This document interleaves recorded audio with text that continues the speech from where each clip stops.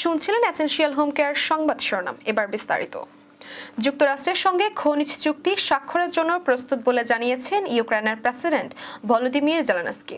রবিবার লন্ডনে ইউরোপীয় নেতাদের সঙ্গে শীর্ষ সম্মেলন শেষে তিনি সাংবাদিকদের এই কথা বলেন।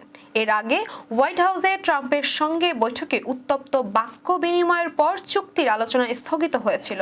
তবে জেলেনস্কি জানিয়েছেন তারা চুক্তি স্বাক্ষরের জন্য প্রস্তুত এবং যুক্তরাষ্ট্র এতে সম্মত হতে পারে। তিনি বলেন, সম্ভবত কিছু বিষয় বিশ্লেষণ করতে হবে, তবে ইউক্রেনের অবস্থান শোনাও প্রয়োজন।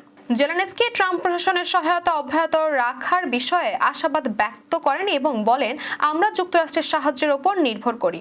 বিশ্লেষকরা বলেছেন, ইউক্রেনের খনিজ সম্পদ নিয়ে যুক্তরাষ্ট্রের আগ্রহ দীর্ঘদিনের।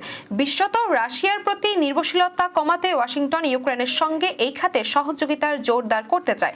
তবে ট্রাম্প প্রশাসনের অবস্থান এবং চলমান ভূ রাজনৈতিক পরিস্থিতি চুক্তি বাস্তবায়নের চ্যালেঞ্জের মুখে ফেলতে পারে।